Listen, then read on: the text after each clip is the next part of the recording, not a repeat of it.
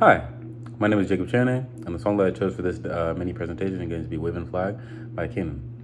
Now, in all honesty, when I first found out about this song, I knew it for the 2010 FIFA World Cup adaptation because he rewrote it for that. Now, I know I was only 5 at the time, but that World Cup holds a special place in my heart because seeing as my parents are from Uganda, they would watch it almost every single day, every single game.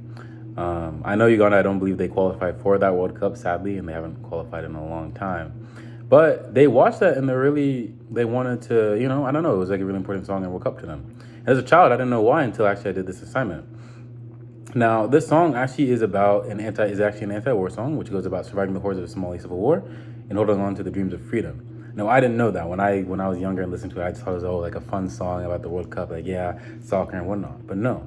Now, one key line or the main actual chorus part of the song, it goes, "When I get older, I'll be stronger. They'll call me freedom, just like a waving flag." And then it goes back, and then it goes back, and then it goes back up.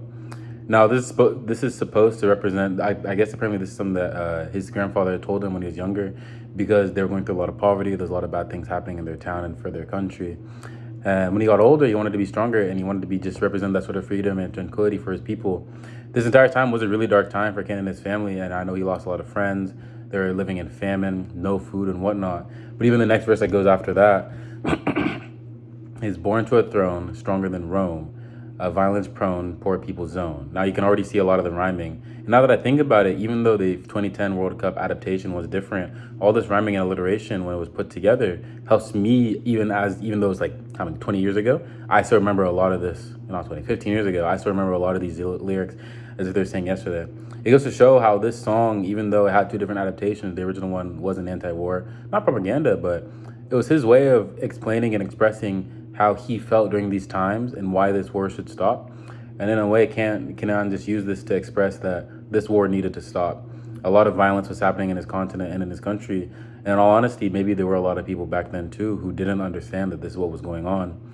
And they just thought of it as like a cool, catchy song. It goes to show how the transnationalism that can be shown through hip hop, where in one community is just a cool song, whereas for another community, like here seen in Somalia, there was a civil war going on and these events were real. And to someone, they could have really resonated with this song because they could have seen a younger them or even older them and seen how these different events were greatly impacting them.